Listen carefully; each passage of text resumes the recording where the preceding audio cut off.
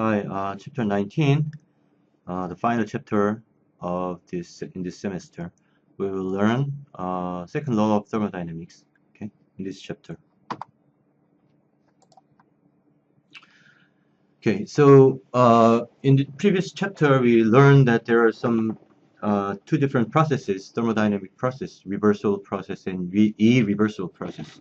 Let's return to that concept again. Okay, so for example, this ball bounce, okay, on the floor and then bounce up. As a function of time, it goes down and goes up. And reversible process, which is this ball goes back, like bounce up, go down and go up again. This process is reversible because the opposite process can occur in nature, right? It can either go this way and bounce and then go up, or it can go to the left and then bounce up and then go to the left. Both are possible. So this kind of process is reversible events or reversible events. Okay. And for example, this block had some initial velocity, and due to the friction, it stops here. Okay, final velocity is 0, and temperature here is low, and temperature becomes high, right?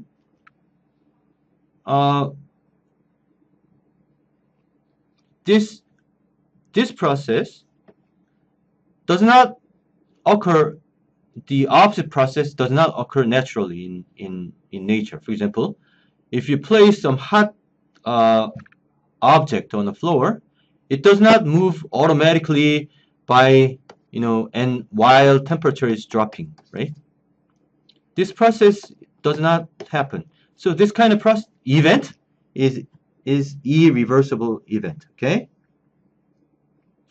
So friction can cause heat, but heat cannot. I mean, 100%. It doesn't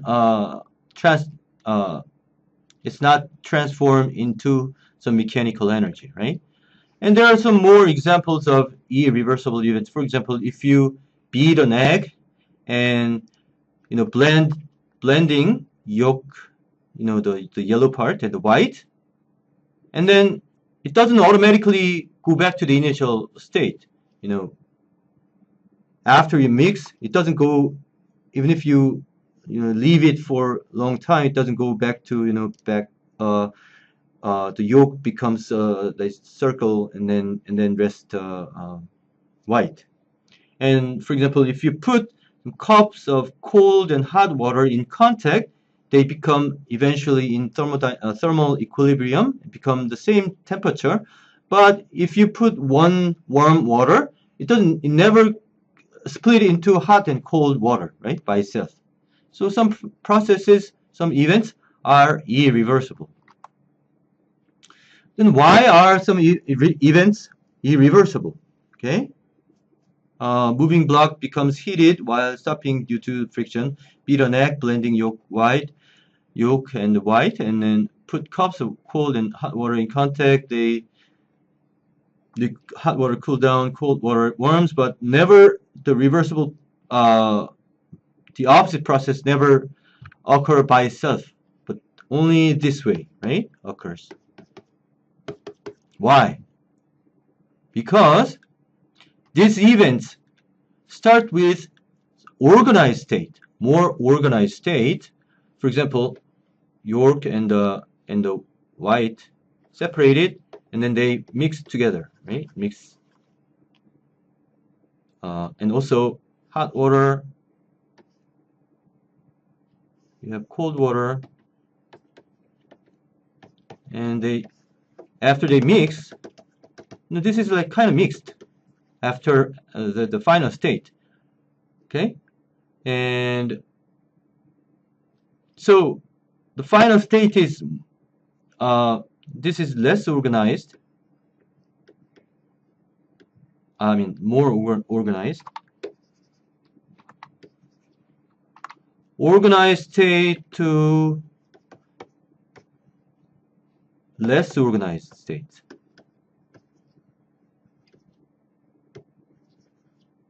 Okay. So events start with an organized state and proceed to less organized state, more disordered states, okay, more mixed states.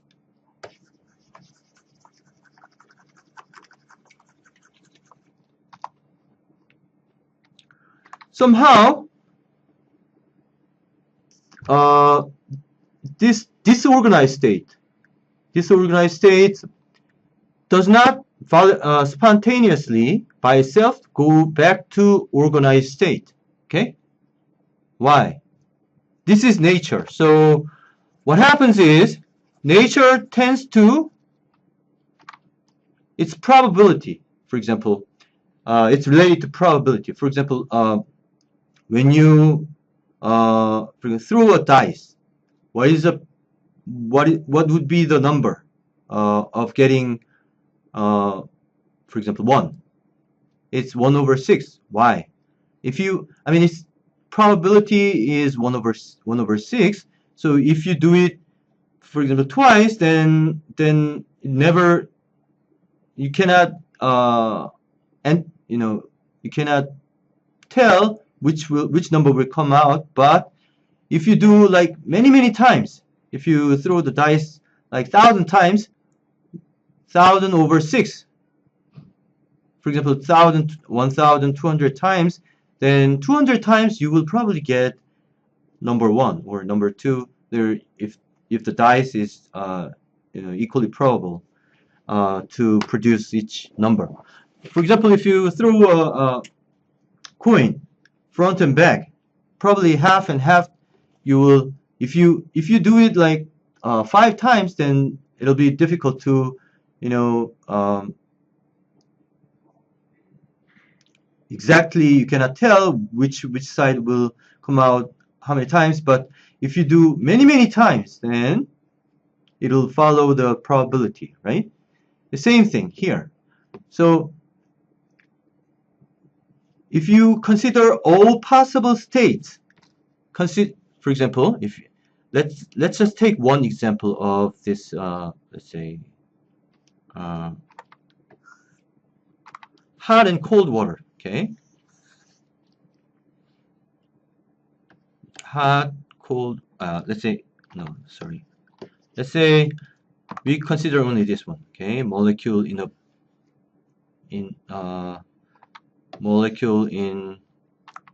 scrambled egg. Okay, so original state is you have yellow, this molecule here, somehow concentrated in this area, and then white is here. Okay, this is original egg. And after you mix, what happens is, or let's say this is let's say this is hot water, this is cold water. Okay, and then eventually it'll go to like warm, right? So let's say we have 10 cold atoms, 10 cold water atoms, water molecule here, and 10 hot water molecule here, and possible all possible states. This is very special case, right? So let's say we have space like let's divide this into like 25. Okay, so say 24. Let's say 6. Okay, 36. So 18 hot molecule and 18 cold molecule. Okay, and let's consider their spatial arrangement, possible arrangement. Okay, we have 1, 2, 3, 4, 6, 6 by 6 space, right? So we can put, for example, one is like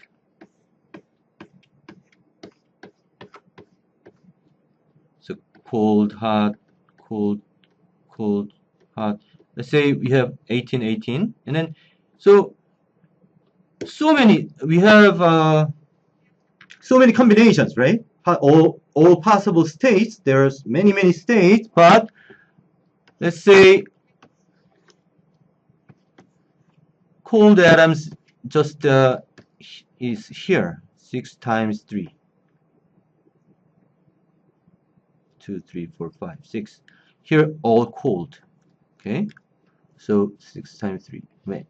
Anyway, so and then the rest is filled with hot water. Okay, then this is really rare case, rare state. So and warm states, for example, warm is just if they randomly located, those are all warm states. So warm states have more possible states are number of possible states are more of all. For example, if total number of events that are possible is n, then n warm, it's much greater than n. So this is mixed, and then unmixed and unmixed. Okay. Oh, sorry. This is organized states. This kind of states, its number of these organized states are much smaller. So that means probability is that it'll more likely to go to warm disordered states than the organized states. Okay. Okay. I try to explain kind of conceptually. Hope you understand. If you cannot understand what I'm talking about, then please ask in the class. Okay. So this is the essence actually. Why are some events irreversible? Because as the system evolves, chances are the system will end up less organized states because there are a lot more disorganized states available to the system than the organized states. So it's related to the probability, okay, of the possible states, number of states. So system is unlikely to spontaneously by itself evolve into a more organized states, but we can still restore organization if we do some energy consumption, if we do some work. For example, by putting one cup of water in the refrigerator and then the other cup in the microwave, we can split this one temperature water into one cold and one hot water, more organized states. But it requires some energy consumption. Okay. The thing is that nature does not by itself evolve into this organized states without energy consumption. Okay, that's the second law of thermodynamics. We will keep repeating. I will keep repeating the second law of thermodynamics throughout this chapter. There are many different kinds of statement. Okay, so so system naturally tend toward more disorganized states. That's the second law. I told you, right? But there's another statement which is Kelvin Planck statement. Okay, he used heat engines. Heat engine is it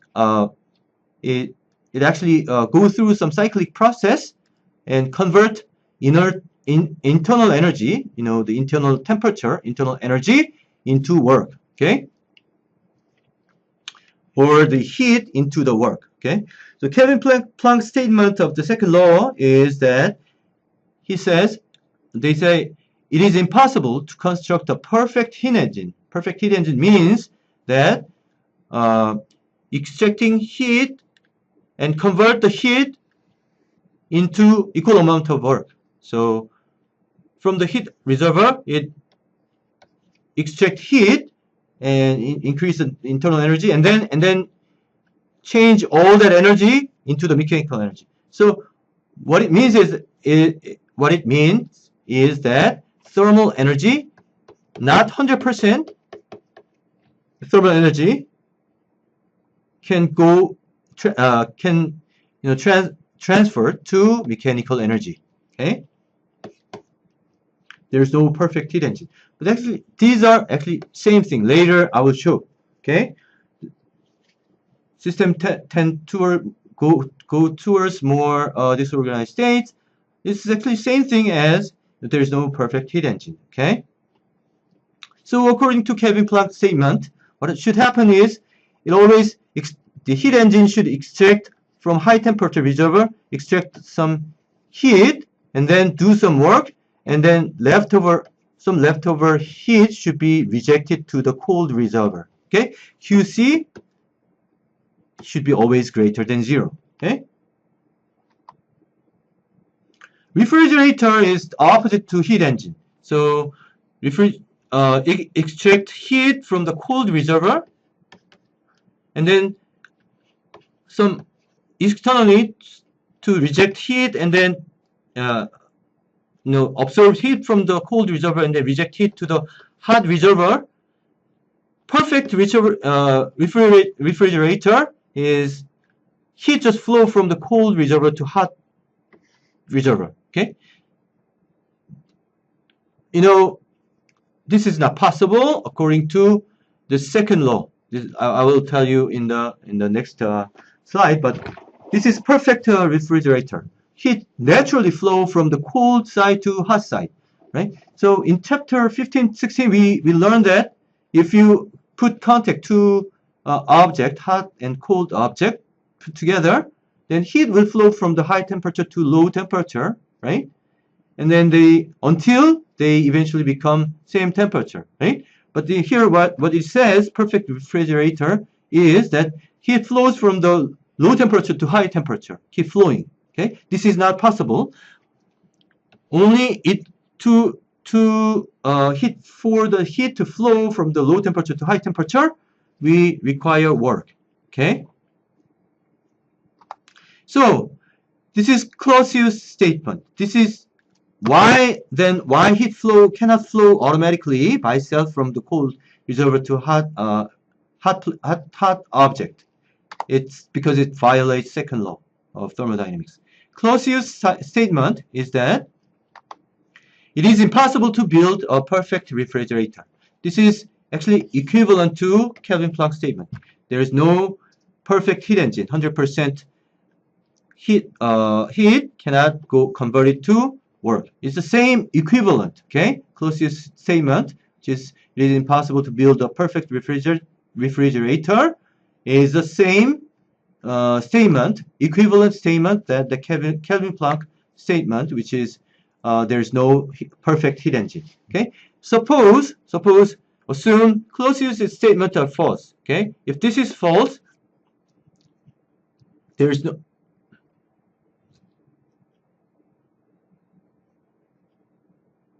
Let's say this is not false. This is true. Yeah, right. If the Clausius statement is false, so let's assume there is a perfect refrigerator here. Okay, then we can combine this perfect refrigerator with normal heat engine, like having 60% efficiency, for example. Then we can combine these two. Then you can see that 40 joule going into the hot reservoir, and then 100 joule is rejected, absorbed by the combined engine and refrigerator. This we can call as a combined engine, right? Then 60 joule is rejecting from the hot reservoir, and then 40 going into here and 40 going out here, and then these two cancel, and all the heat that is absorbed by the hot reservoir is converted into mechanical work. So that violates Kelvin Planck statement. So if Clausius statement is false, Kelvin Planck statement should be also false. Okay, so that means these two are equivalent. You can do the other way. Kelvin Planck statement is false, then you can conclude that Clausius statement is also false. So these two statements are equivalent. Okay. So what is heat efficiency? Heat engine efficiency. Heat engine efficiency is defined, definition is heat rejected, extracted from the high temperature reservoir, QH, and then, so the engine having better efficiency is use less heat and do more work. So this work is here in the denominator we put this QH, okay? So if this is small, this is high, then efficiency is better, right? So W over QH is the heat engine efficiency, and W, energy from this energy conservation, W, work done by the heat engine, is QH over QC, right? So 1 minus QC over QH is heat engine efficiency, okay? And here is the most important part in this chapter, okay? Carnot engine. Carnot engine, why is it important? It's conceptually important. It's ideal engine, okay? Never exists in real world. Actually, we can make it close to the Carnot engine, but I will tell you why later. Okay, conceptually very important. Why? Because this heat engine is the most efficient engine operating between two cold and hot reservoir, two temperature. And why is it most efficient? Because this engine is reversible engine. Okay, thermodynamic equilibrium is maintained throughout the thermal cycle. Okay, one cycle consists of two adiabatic here, 2 and 4 here, this one and this one, 2 adiabatic compression and expansion, and 2 isothermal compression and this isothermal expansion, isothermal compression. So 2 isothermal steps and 2 adiabatic steps make this one cycle of Carnot engine. We can calculate the efficiency of Carnot engine because we already learned everything about these two, you know, how this PV diagram, this line should go, right? PV is constant through this isothermal expansion. PV to the gamma should be constant for adiabatic expansion and compression, right? And we learned also we have calculated the work. I told you to derive this. We didn't do this, but I left it for your exercise, right? So if we can use this from A to B, which is isothermal expansion, heat will be absorbed, right? During this adiabatic expansion, adiabatic compression, heat is not exchanged from the reservoir in the system, right? Heat engine, because it's adiabatic. Heat is only during this expansion, heat will be added, right, from the high temperature, and isothermal during the isothermal compression to maintain the temperature, because work is done on the system, on the gas, heat should be rejected to the cold reservoir, okay? So during A to B, here QH is equal to work W, right? Because isothermal process, delta U is 0, QC is W, right? So QH is W here, and it's positive because it's heat absorbed, okay? Absorbed by the system. QC is also positive here. Let's see, it's also positive. This is defined as heat rejected by the system, okay?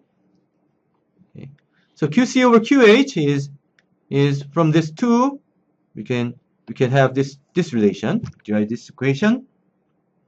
And from this adiabatic process BC to and then DA, you know, adiabatic expansion, adiabatic compression, TV to the gamma minus 1 is constant. So here at B to C, it'll be high temperature here, right? And then as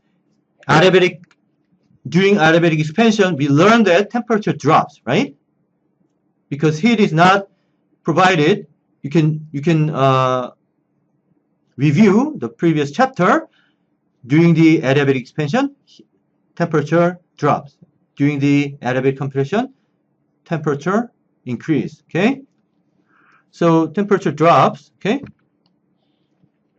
And volume increase, okay? And temperature from D to A, temperature increase. A is a high temperature, D is low temperature, okay? So from these two equations, we can derive this too. Second one. From first and second, you can easily find that QC over QH is, because these two cancel, okay? This, okay? So Carnot engine efficiency, which is 1 over QC over QH, is 1 over TC over TH. This is the maximum efficiency that is possible, you know, in any engines, okay, in the world, in the universe. So Carnot's theorem is that all Carnot engines operating between two fixed temperatures have the same efficiency, which is this, okay, 1 over TC over TH, and no other engines, irreversible engines have, no other engines have higher efficiency than Carnot engine. So Carnot engine has maximum efficiency, okay? We can prove this, okay? Assume we have Carnot engine operating between, for example, this is not the rigorous proof. This is, okay? But let's say we have 500 Kelvin and then 200 Kelvin cold reservoir, high temperature reservoir 500 Kelvin, and then Carnot engine efficiency will be 1 minus TC over TH would be 60.6, right? 60%. So let's suppose that we have another engine, which is irreversible engine, okay? But between the same reservoir, but with 70% efficiency, even higher than this, okay? So that means 100 joule comes out of this engine, and then 70 joule goes to work, and then only 30 joule goes to the reservoir.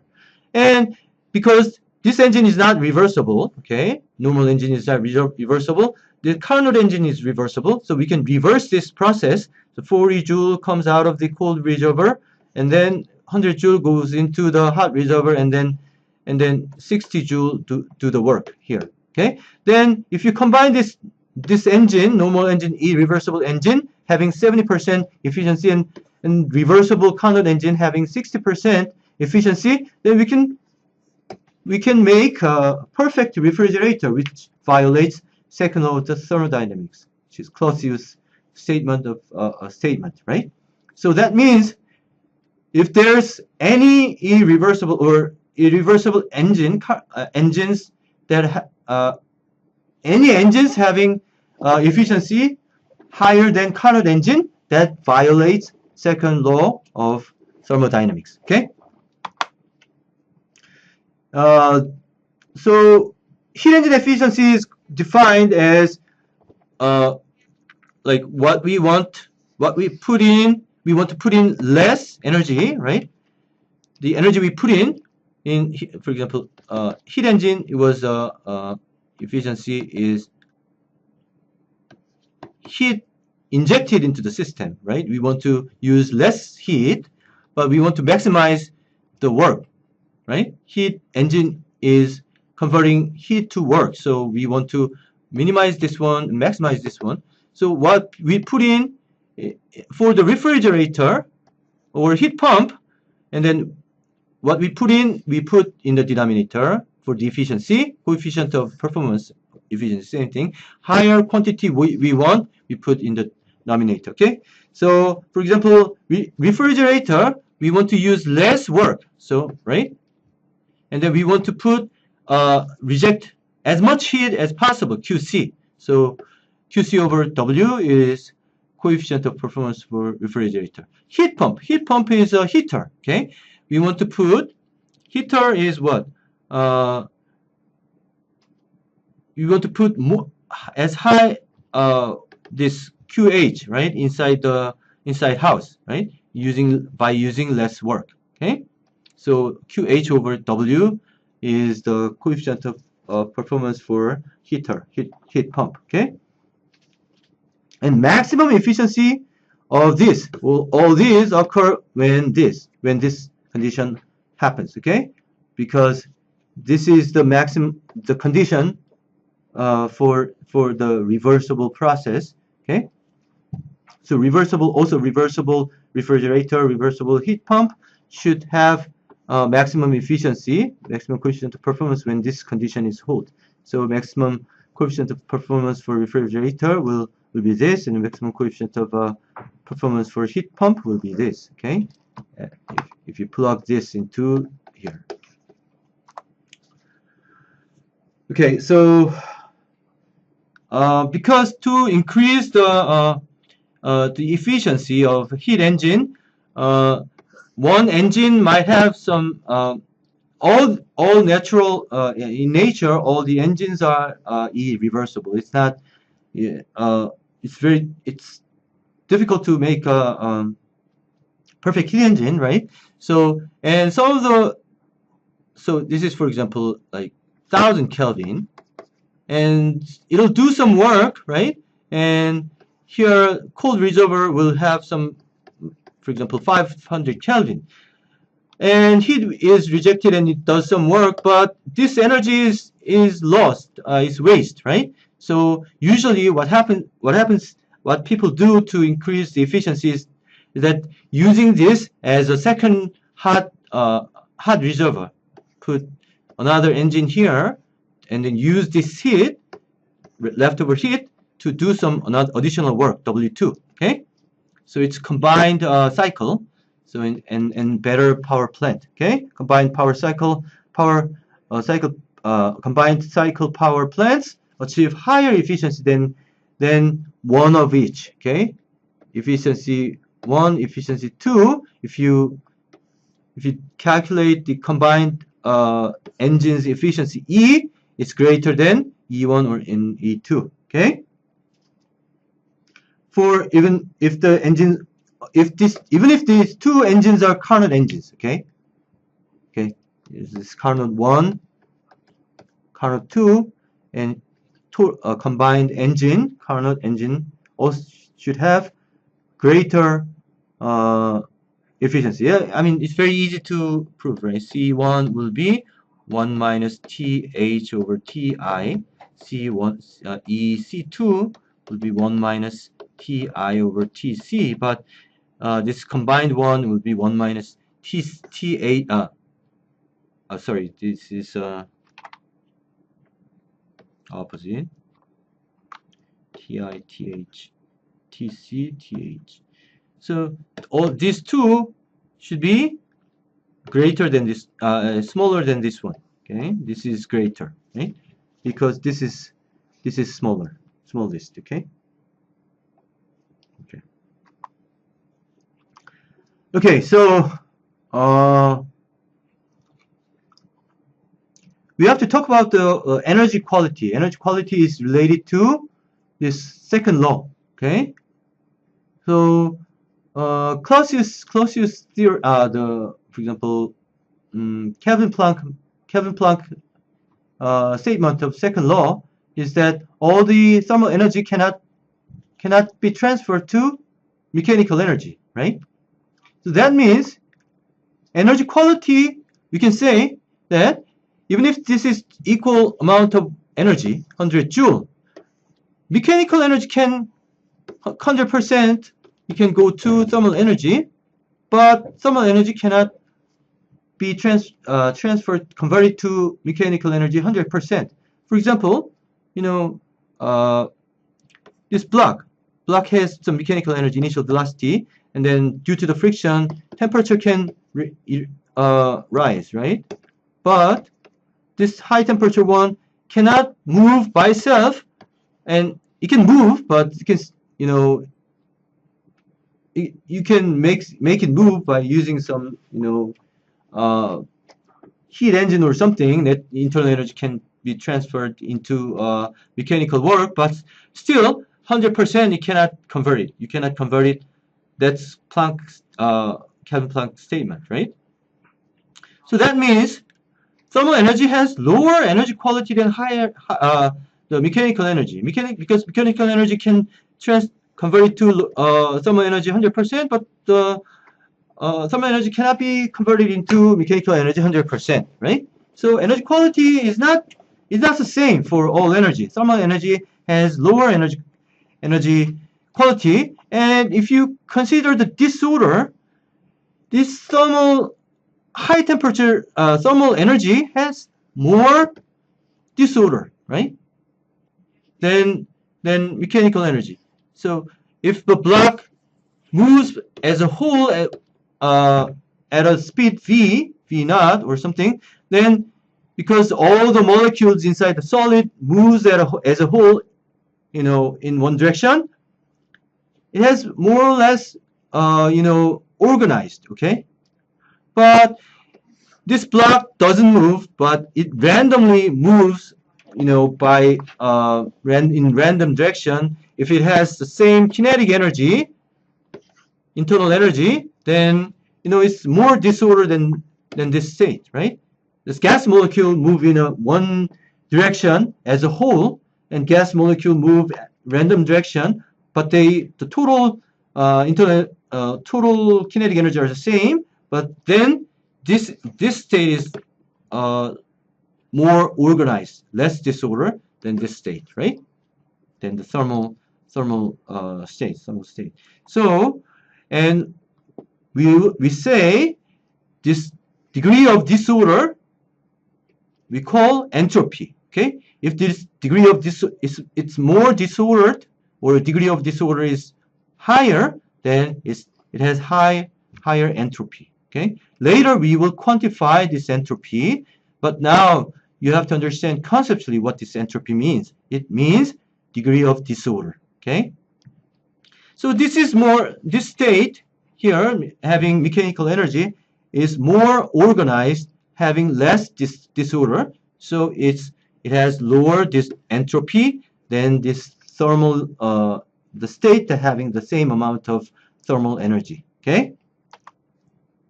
So energy is not all created equal. Okay, mechanical energy has highest quality, and, you know, thermal energy has lower quality. Okay. Entropy is quantitative measure of energy quality. So more thermal energy has more disorder, right? The degree of disorder is entropy. So what that means is, and if entropy is increased, degree of disorder is increased, energy quality is less. Okay. The origin of this word entropy is energy transformation. Okay, it's related to energy quality and energy transformation.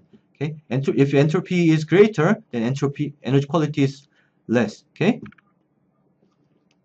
Again, conceptually, entropy is degree of disorder. Okay, now for Carnot engine,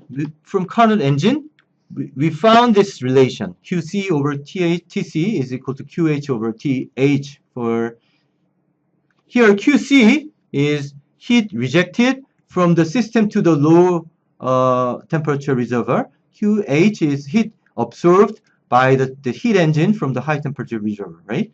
And German physicist Clausius, you know, Clausius statement, right? Clausius proposed the concept of, you know, quantity of entropy, which is entropy change is equal to heat added to the system at some temperature. Okay, during some process, if the process is temperature is at some temperature, if heat is added to the system, then entropy is increased. Okay, if heat is added, entropy is increased. Entropy is a state variable. Later we will learn more about this quantity. From now on, entropy is like similar to internal energy, pressure, temperature. It is defined at a state in a PV diagram. You know, at a point, at a state, it's a state variable. It represents degree of disorder at that state, equilibrium state. Okay.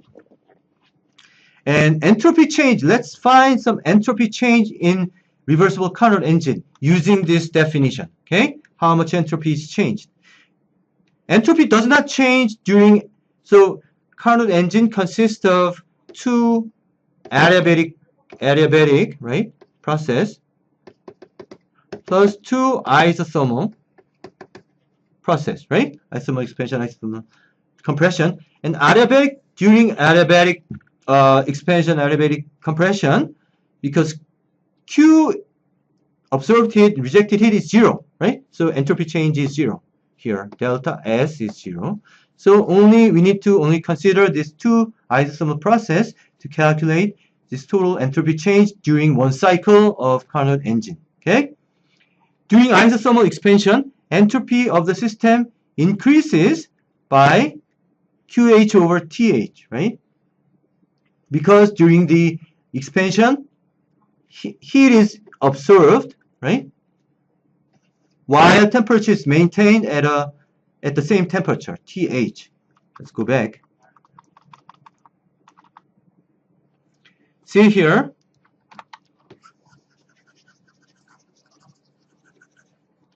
isothermal process is constant temperature process. So this is here, heat is added to the system, right? While maintaining high temperature. And then here temperature drops, right? During this adiabatic expansion, temperature drops from high TH to TC. And then here during isothermal compression, isothermal means equal temperature, right? Low temperature is maintained while heat is rejected. Okay? So here delta S is QC rejected heat over, let's go back to that slides again. Okay, so during the isothermal expansion, entropy of the system increased by QH over TH. T temperature is maintained constant, and QH is added to the system. So this is positive, right? And during the isothermal expansion, entropy of the system decreased by this. So delta, this is negative, okay? Actually, let's put minus sign here. So then total entropy change, this plus this will be, because of this relation, it's 0. So reversible Carnot engine specialty, what is special about reversible Carnot engine is that total entropy change during the cycle is 0. Entropy should be always increase. Entropy is degree of disorder, right? But then this Carnot engine, reversible engine, total entropy change during the cycle is 0. So degree of disorder doesn't change during the cycle. So that's it. That makes this Carnot engine ideal engine. Okay, special. Entropy change is minimum, 0. Okay. So entropy is nothing but energy quality is related to measure of energy quality. Entropy increase, higher entropy means energy quality is lower, and it also conceptually means degree of disorder. Okay, mathematically, quantitatively, change in entropy in thermodynamic process from 1 to 2 is in general we can express using this expression. Okay. However, this delta S is independent of path. Okay, it's a state variable. It only depends on the initial and the final state. Okay. So, in other words, it's S2 minus S1. Okay. Entropy 2, in this state, and then entropy in first state. Okay, S2 minus S1. And the reason why we put this integral is that during this process, we don't know where, which path it follows. So temperature might change or might not change, right, during this process. So that's why if the temperature does not change, it's just Q over T, as delta S is Q over T, as we used in the previous year. Okay, the isothermal process. And any cycle can be approximated by repeating isothermal and adiabatic steps. Okay, so any complicated any cycle can be approximated. Any reversible cycle can be approximated by repeating these isothermal and adiabatic steps. Okay, and heat transfer occurs only during the isothermal steps. Okay, so for any closed path reversible process, not only the Carnot cycle, but any reversible cycle in PV diagram, the entropy change throughout during one cycle is 0. Okay.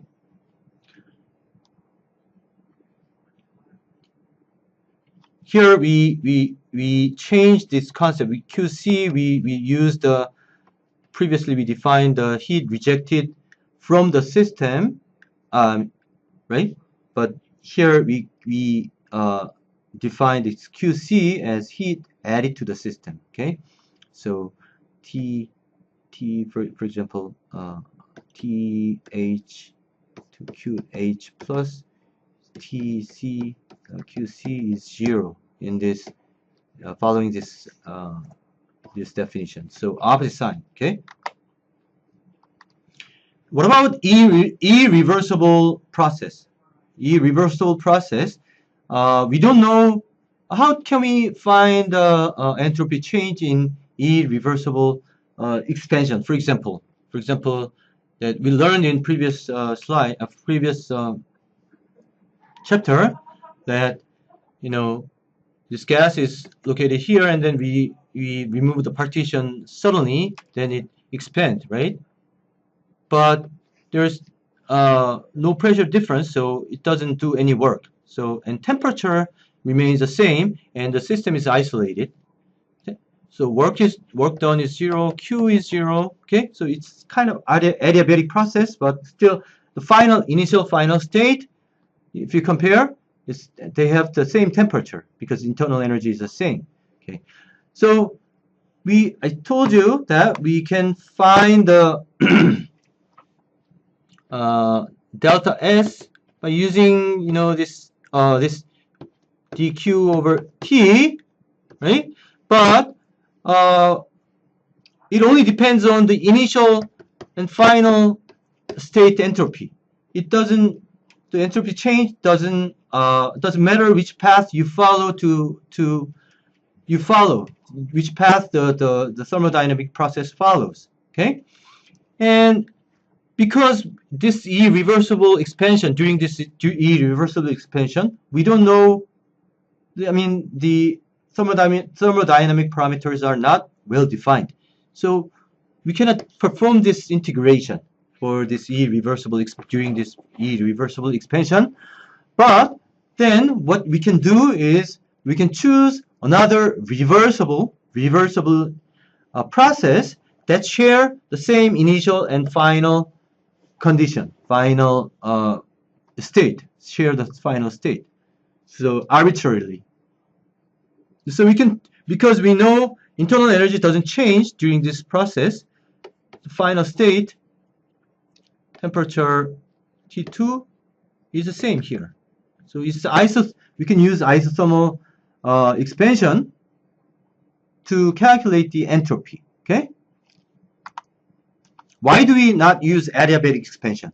Because adiabatic expansion, reversible adiabatic expansion, final state has different temperature. Temperature drops, right? So this final state doesn't share the same final state with adiabatic reversible process. Okay. So if we use isothermal expansion, then we can calculate this in both cases, because the final state is the same, temperature is the same, the pressure, volume is the same, so we can use this process, reversible isothermal expansion process, to calculate this delta S, which is entropy change in this irreversible free expansion. Okay. Then delta S is 1 to 2 dq over t. And during the isothermal expansion, temperature is constant, so it's q over t. And q is, during this isothermal expansion, is equal to work, right? And our T log V2 over V1. V2 is the final volume, V1 is initial volume, V1, okay? So, if it's twice, it's half and then 1/2 and then 1/2, it becomes twice, then we can find that this entropy change is 5.76 joule per Kelvin, okay? What does this mean? Why? So entropy change is the same for both cases. Free expansion, it doesn't do any work, but in isothermal expansion, it does work, right? How much work it does? It does exactly this times this entropy change times work done is delta S times T, right? T delta S.